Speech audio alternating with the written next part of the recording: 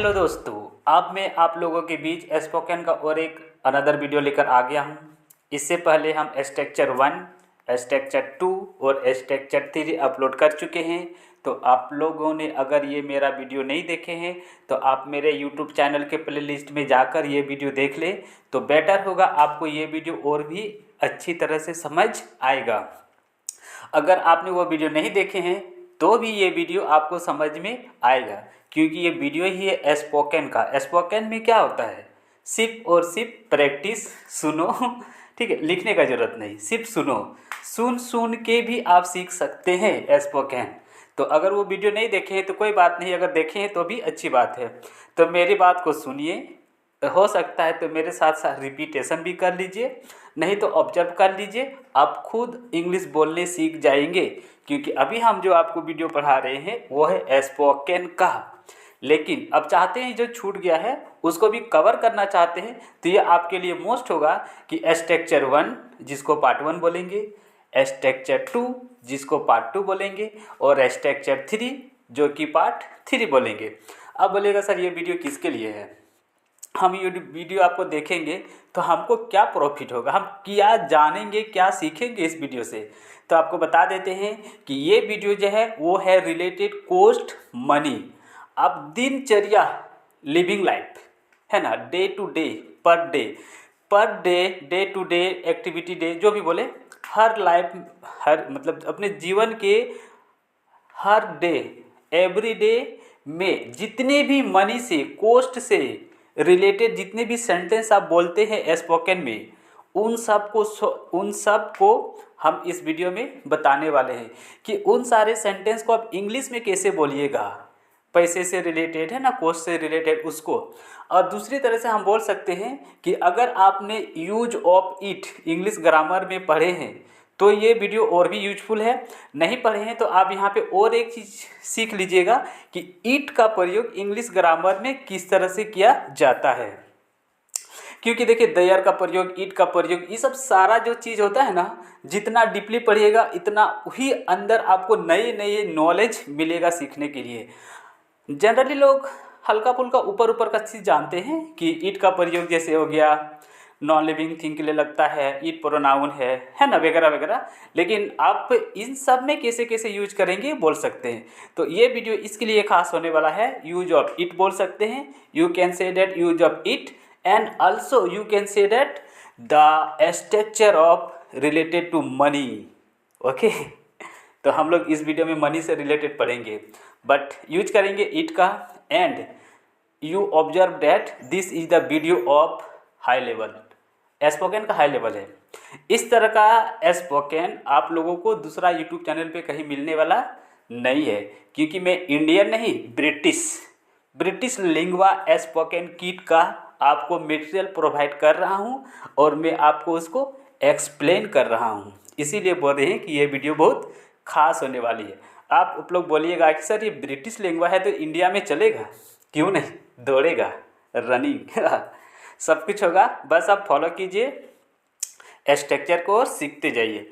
तो पार्ट 1 2 3 हो चुका है, अब हम 4 पढ़ रहे हैं। तो चलिए अब वीडियो को स्टार्ट करते हैं। सबसे पहले देखिए स्ट्रक्चर को आपको फॉलो करना होगा। स्ट्रक्चर को अगर आप फॉलो कीजिएगा तो अब करेक्ट, टूटी फूटी नहीं, करेक्ट इंग्लिश बोलिएगा। अगर आप फॉलो नहीं कीजिएगा तो इंग्लिश बोलिएगा पर जैसे तैसे, है ना, कुछ को समझ में आएगा, कुछ को समझ में नहीं आएगा। So it is important role play to spoke English, follow या फिर अलाउ बोल सकते हैं, ठीक। स्ट्रक्चर, तो ये स्ट्रक्चर अगर आप पार्ट 1 देखेंगे, पार्ट 2 भी देखेंगे, पार्ट 3 भी देखेंगे, तो ऑटोमेटिक ये स्ट्रक्चर आपको याद होना ही होना है। क्योंकि ये जो स्ट्रक्चर है ना, कहीं चेंज नहीं हो रहा है। इस स्ट्रक्चर में सिर्फ एक जगह चेंज होता है, प्रेजेंट वाला में, पास्ट वाला में और फ्यूचर वाला में। बाकी सारा का सारा स्ट्रक्चर सेम रहता है। तो आज हम जो आपको बता रहे हैं उसमें सिर्फ उसमें सिर्फ आपको लगेगा मे, है ना, MAY, मे, सिर्फ, और ये सिर्फ मे ही चेंज है इस स्ट्रक्चर में। बाकी पार्ट 1 का स्ट्रक्चर, पार्ट 2 का स्ट्रक्चर, पार्ट 3 का स्ट्रक्चर सेम ही, बाकी सब सेम है। इसलिए बोलते हैं कि अगर वो वीडियो देख के आइएगा तो ये वीडियो में आपको कुछ नया नहीं मिलेगा, नया मिलेगा। हाँ, नया मिलेगा, नया क्यों नहीं मिलेगा, हाँ नया मिलेगा, लेकिन स्ट्रक्चर जानने में आपको कुछ प्रॉब्लम नहीं होगी। स्ट्रक्चर में नया सिर्फ मिलेगा, वो सिर्फ MAY में, बाकी आपको कुछ नया नहीं मिलेगा। लेकिन नया तो इस वीडियो में है ही, क्योंकि यूज ऑफ में खुद एक इम्पोर्टेंट चैप्टर है इंग्लिश स्पोकन के लिए प्लस ग्रामर के लिए। एकेडमी वाला स्कूल जो होता है ना 9, 10, 11, 12, उसमें भी मे से रिलेटेड कितने सारे आते हैं क्वेश्चन, ऑब्जेक्टिव सब्जेक्टिव हर तरह का। तो पहले हम आपको बता देते हैं मे का यूज किस में किया जाता है। ऐसे तो बहुत सारे हैं, पर जो कॉमन चीज़ है जो यहाँ पे यूज होने वाला है बता रहे हैं वो कि मे का यूज करेंगे। तो नंबर 1 पॉइंट है जिसमें हम लोग मे का यूज करते हैं, परमिशन मांगने में करते हैं, है ना। वो भी परमिशन होना चाहिए फॉर्मल, एक होता है फॉर्मल, एक होता है इनफॉर्मल। पर इनफॉर्मल पे नहीं, हम लोग बात करेंगे फॉर्मल पे। परमिशन मांगने पे मे का यूज होता है, वो भी फॉर्मल पे, है ना। एग्जाम्पल हमें बता रहा हूँ, वैसे एग्जाम्पल बताऊँगा जो आप डेली लाइफ में यूज किए हैं, करेंगे और करते भी हैं, जैसे बता रहा हूँ, ठीक है। अब बचपन में स्कूल गए होंगे, और जो स्कूल वाले बच्चे हैं वो अभी भी स्कूल जाते हैं, है ना। तो वे लोग क्या बोलते हैं, मे आई कम इन सर, है ना, बोलते हैं ना मे आई कम इन सर। अब स्कूल वो फॉर्मल प्लेस है, वहाँ पे इनफॉर्मल नहीं होता है। इनफॉर्मल हो गया दोस्त, रिलेटिव, गांव, घर, है ना, रिश्तेदार लेकिन ऑफिस, स्कूल, ये सब तो फॉर्मल है ना। तो आप फॉर्मल जगह पे आप बोल रहे हैं कि क्या मैं अंदर आ सकता हूँ, तो यूज करेंगे मे आई कम इन सर, क्या मैं अंदर आ सकता हूँ। तो हम परमिशन मांगे फॉर्मल वे पे, तो यूज करेंगे मे पे। ये तो नंबर 1 पॉइंट हो गया। सेकंड बता रहा हूँ, सेकंड होगा आपका जिसमें मे का यूज करेंगे वो है, तो सेकंड है पॉसिबिलिटी। तो मे का यूज पॉसिबिलिटी में किया जाता है। लाइक एग्जाम्पल हम आपको बता रहे हैं कि किस तरह से हम लोग मे का यूज पॉसिबिलिटी में करते हैं। जैसे आज बारिश हो सकती है ना, आज बारिश हो सकती है, पॉसिबिलिटी है कि आज बारिश हो सकती है ना। इसको बोलते हैं संभावना, संभावना है कि आज बारिश हो सकती है ना। संभावना है कि आज बारिश हो सकती है, पॉसिबिलिटी है कि आज बारिश हो सकती है। तो उसको इंग्लिश में हम लोग कैसे बोलेंगे, इट मे रेन टुडे, आज बारिश हो सकती है। तो यह आपको हम हल्का सा 2 यूज बताएं, डेमो बताएं जिसमें यूज होता है मे का। और अब हम लोग पढ़ेंगे कि मे का यूज इट लगा के डेली यूजेस सेंटेंस में पैसे से रिलेटेड, मनी से रिलेटेड उसमें कैसे यूज करते हैं, ठीक है। तो चलिए फर्स्ट आते हैं स्ट्रक्चर पे। इस स्ट्रक्चर को फॉलो करेंगे और हम लोग सेंटेंस बनाएंगे। तो अब तो अभी तक हम तो आपको अभी तक स्ट्रक्चर नहीं बताए हैं, तो बता रहे हैं कि स्ट्रक्चर में सबसे पहले यूज करना है नाउन का। अगर नाउन नहीं रहे तो इट का, इट में। नाउन रहेगा तो यूज करेंगे नाउन का। अगर नाउन नहीं जानते तो हल्का सा बता देते, दुनिया में जो भी नाम है, किसी का भी नाम हो, उसको बोलते हैं नाउन। और नाउन के बदले जिस चीज़ का हम लोग प्रयोग करते हैं उसको बदल के करते हैं, इंस्टीड ऑफ नाउन उसको बोलते हैं प्रोनाउन। यहाँ पे इट एक प्रोनाउन कह सकते हैं, है। उसके बाद हम लोग इस स्ट्रक्चर में पढ़ेंगे मैं यहाँ पे सजेशन, परमिशन, और परमिशन मांगने में मे का यूज करेंगे, और पॉसिबिलिटी, ठीक है। आगे बढ़ते हैं, कोस्ट, ये इम्पोर्टेंट है। कोस्ट लगाना इम्पोर्टेंट है क्योंकि कोस्ट तो हम लोग पढ़ ही रहे हैं इस वीडियो में। फिर ऑब्जेक्ट हो गया, plus an expression of money, money मतलब पैसे, पैसे का यूज करेंगे। Then full infinitive. तो इन सारे स्ट्रक्चर का हम लोग फॉलो करेंगे। सबसे पहले नाउन या प्रोनाउन, प्रोनाउन में ले सकते हैं सिर्फ इट। तो नाउन, उसके बाद नाउन के बाद लेंगे इट में कोस्ट, है ना। फर्स्ट नाउन, नाउन नहीं है तो it may coast, it may coast हो गया फर्स्ट। सेकंड ऑब्जेक्ट, उसके बाद एन एक्सप्रेशन ऑफ मनी, उसके बाद फुल इन्फिनेटिव। तो आप ये स्ट्रक्चर को फॉलो कर लीजिए, याद कर लीजिए। अब जैसे चाहे प्रैक्टिस कर लीजिए तो आप इंग्लिश आराम से फ्लुएंट बोलने लगेंगे। तो अब हम आपको कुछ उदाहरण सेंटेंस का एग्जाम्पल देके आपको अब हम ये बता रहे हैं। तो फर्स्ट जो है वो मेरा सेंटेंस है, तुमने जितना अंदाज़ा लगाया है उससे ज़्यादा खर्च आ सकता है ना। देखिए, तुमने जितना अंदाज़ा लगाया है उससे ज़्यादा खर्च आ सकता है ना, रिलेटेड मनी से। इस तरह का सेंटेंस हम लोग अपना डे लाइफ में कितनी बार यूज करते हैं। तुमने जितना अंदाज़ा लगाया है ना बब्बा, उससे ज़्यादा खर्च होने वाला है। इसको इंग्लिश में कैसे बोलेंगे? इट में कोस्ट, है ना, इट में कोस्ट। स्ट्रक्चर बोले थे, इट में लगाना कोस्ट, है ना, इट में कोस्ट। उसके बाद यू यहाँ पे ऑब्जेक्ट है। It may cost you more then, ठीक है, मोर देन मतलब अधिक से अधिक। It may cost you more than you have estimated, आपने जितना अंदाज़ा लगाया था उससे ज़्यादा खर्च आ सकता है। देखिए, तो ये हो गया ना, हम लोग मे का यूज किए क्योंकि इस सेंटेंस पे आ सकता है, ठीक है, पॉसिबिलिटी है ना, पॉसिबिलिटी है कि उससे ज़्यादा खर्च आ सकता है। नहीं भी आ सकता है, आ भी सकता है, पर पॉसिबिलिटी था इसीलिए हम लोग यूज कर दिए मे, और पैसे से रिलेटेड था इसीलिए यूज कर दिए इट। Got it? दो चीज़ क्लियर हो गया। इस सेंटेंस में पॉसिबिलिटी था कि खर्च जो है वो तुम जितना सोच रहे हो उससे ज़्यादा हो सकता है। तुम जितना अंदाज़ा लगा रहे हो, जितना एस्टिमेट है तुम्हारा, उससे ज़्यादा खर्च आ सकता है, इसीलिए यूज किया मे का। और मनी से रिलेटेड को बोले पहले स्ट्रक्चर फॉलो कीजिएगा। स्ट्रक्चर में क्या था? इट कॉस्ट मे, है ना, इट में कॉस्ट, इट में कॉस्ट, इसीलिए हम लोग स्टार्टिंग में लगा दिए इट में कॉस्ट यू क्या है? ऑब्जेक्ट यहाँ पे। उसके बाद एक्सप्रेशन ऑफ मनी था मोर देन यू हैव एस्टिमेटेड। तो इस तरह से हम लोग सेंटेंस बना लिए, है ना। फिर से एक बार बता दे रहे हैं कि इट में कॉस्ट यू, यहाँ से आप रिपीट कर लीजिए, याद कर लीजिए। इट में cost you more than you have estimated, आपने जितनी अंदाज़ा लगाए हैं उससे ज़्यादा खर्च आ सकता है। तो यहाँ पे हो गया। अब हम लोग बढ़ते हैं नेक्स्ट। तो अगला है,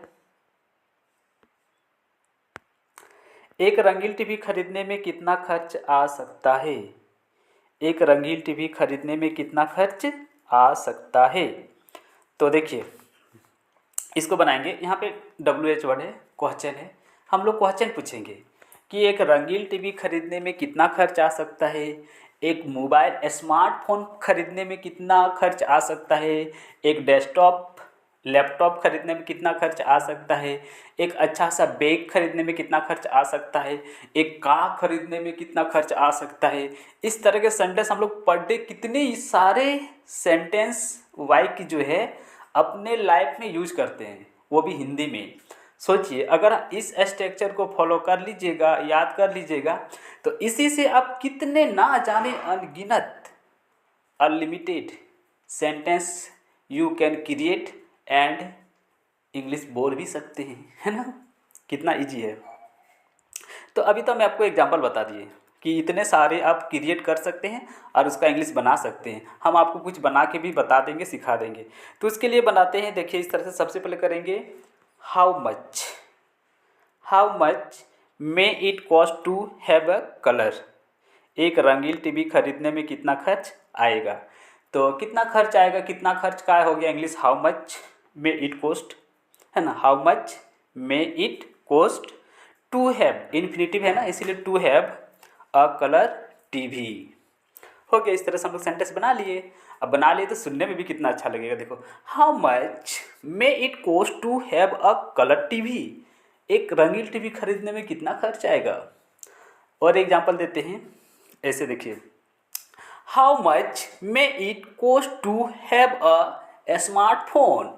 how much may it cost to have a fridge, how much may it cost to have a laptop, how much may it cost to have a wake, how much may it cost to have a instrument box, how much may it cost to have a यहाँ पर TV ले लिए और क्या से हाँ, how much may it cost to have a car, मतलब car गाड़ी, how much may it cost to have a chair, how much may it cost to have a flat, है ना। देखिए कितने सारे सेंटेंस, हम उन सारे सेंटेंस के एग्जाम्पल में लीजिए जो आप पर डे यूज करते हो। कितने सारे सेंटेंस बना दिए, आप भी बना सकते हैं अगर इस स्ट्रक्चर को फॉलो कीजिएगा तो है ना वीडियो आपके लिए कितनी सारी खास। तो मैं आपको एक सेंटेंस देता हूँ, आप मुझे उसको कमेंट करके बताना कि इसको इंग्लिश में कैसे बोलते हैं।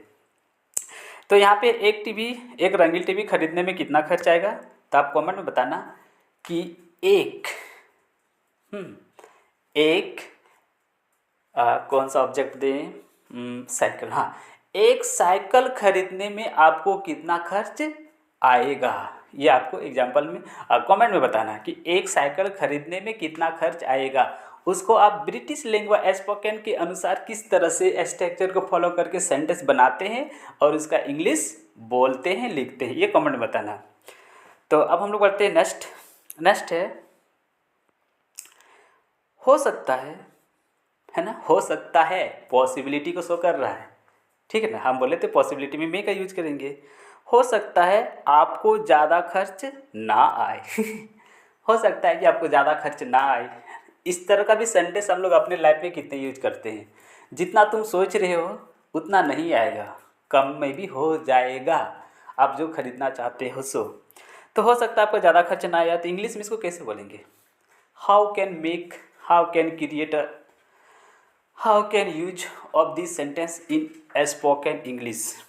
सो हम लोग यूज करेंगे दिस स्ट्रक्चर को और बोलेंगे English follow the structure. It may not cost you so much, हो सकता है आपको ज़्यादा खर्च ना आए। देखिए अब हम लोग बना लिए सेंटेंस को, पहले फॉलो करते हैं। इट में नॉट कॉस्ट ना आए, इसीलिए नॉट कॉस्ट, है ना। सो मच मतलब आप जितना सोच रहे हैं उतना नहीं आएगा। It may not cost you so much, it may not cost you so much, आप जितना हो सकता है आपको ज़्यादा खर्च ना आए, इस तरह से बनाएंगे।